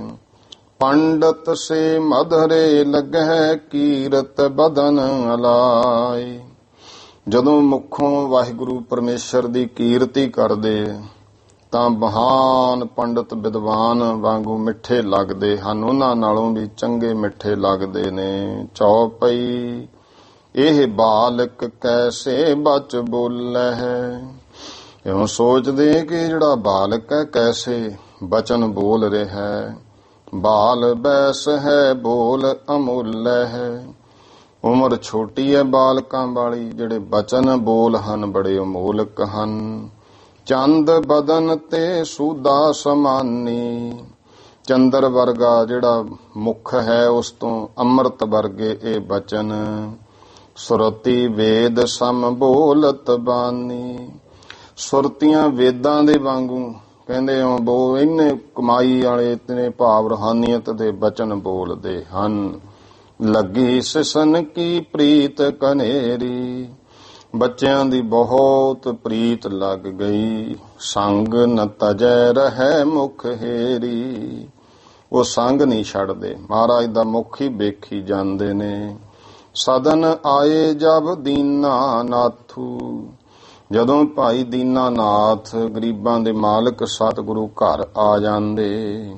ਸਿਸ ਨਹਿ ਤਜਹਿ ਰਹਿ ਤਹਿ ਸਾਥੂ। ਬਾਲਕ ਨਾਲ ਹੀ ਆ ਜਾਂਦੇ ਹੈ, ਸਾਥ ਨਹੀਂ ਛੱਡਦੇ, ਬਾਲਕ ਨਾਲ ਰਹਿੰਦੇ ਹਨ। ਬਾਹਰ ਚਲ ਤੋ ਸੰਗ ਸਿਧਾਰੈ ਹੈ। ਜਿੱਧਰ ਵੀ ਕਿਤੇ ਬਾਹਰ ਜਾਂਦੇ ਬੱਚੇ ਨਾਲ ਨਾਲ ਹੀ ਜਾਂਦੇ ਹਨ। ਇਸ ਵਿਦ ਨਿਤ ਪ੍ਰਤ ਸੁਖਦ ਬਿਹਾਰ ਹੈ। ਇਸ ਤਰ੍ਹਾਂ ਭਾਈ ਨਿਤਾ ਪ੍ਰਤੀ ਹਰ ਰੋਜ਼ ਸੁੱਖਾਂ ਸਹਿਤ ਹੀ ਜਿਹੜਾ ਹੈ ਉਹ ਬਿਹਾਰ ਹੈ। ਭਾਵ ਵੇਖਦੇ ਨੇ, ਖੇਡਦੇ ਹਨ। ਸੰਬਤ ਖਟ ਮਹਿ ਗੁਰ ਕੀ ਲੀਲਾ। ਸੰਬਤ ਕਹੀਏ ਸੰਮਤ ਸਾਲ, 6ਵੇਂ ਸਾਲ ਵਿੱਚ ਫਿਰ ਸਤਿਗੁਰੂ ਦੀ ਜੋ ਲੀਲਾ ਕੌਤਕ। ਕਬ ਵਾਰੀ ਸਤਿਗੁਰੂ ਰੰਗੀਲਾ। ਐਸੇ ਭਾਈ ਸੋਹਣੇ ਸੁੰਦਰ ਸਤਿਗੁਰਾਂ ਤੋਂ ਕਵੀ ਸੰਤਰੇਣ ਜੀ ਕਹਿੰਦੇ ਮੈਂ ਬਲਿਹਾਰ ਜਾਂਦਾ। ਮਰ ਹਰ ਛੰਦ, ਅੱਗੇ ਮਰ ਹਰ ਛੰਦ ਹੈ ਜਿਹਦੇ ਵਿੱਚ ਫਿਰ ਹੋਰ ਪ੍ਰਸੰਗ ਜਿਹੜਾ ਹੈ ਉਹ ਦੇਣਗੇ। ਹੁਣ ਟਾਈਮ ਵੀ ਹੋ ਗਿਆ ਹੈ ਸਮਾਪਤੀ ਦਾ। ਇੱਥੋਂ ਕੱਲ ਆਪਾਂ ਅੱਗੇ ਪ੍ਰਸੰਗ ਸ਼ੁਰੂ ਕਰਾਂਗੇ। ਗੁਰੂ ਮਹਾਰਾਜ ਕਿਰਪਾ ਕਰਨ, ਚੜ੍ਹਦੀ ਕਲਾ, ਤੰਦਰੁਸਤੀਆਂ ਸਭ ਨੂੰ ਬਖਸ਼ਿਸ਼ ਕਰਨ। ਸਰਬੱਤ ਮਾਈ ਭਾਈ ਉਚਾਰਨ ਕਰੋ ਜੀ। ਵਾਹਿਗੁਰੂ ਨਾਮ ਜਹਾਜ ਹੈ, ਚੜ੍ਹੇ ਸੋ ਤਰੇ ਪਾਰ। ਜੋ ਸ਼ਰਧਾ ਕਰ ਸੇਵੰਦੇ, ਗੁਰ ਪਾਰ ਉਤਾਰਨ ਹਾਰ। ਵਾਹਿਗੁਰੂ ਜੀ ਕਾ ਖਾਲਸਾ, ਵਾਹਿਗੁਰੂ ਜੀ ਕੀ ਫਤਿਹ।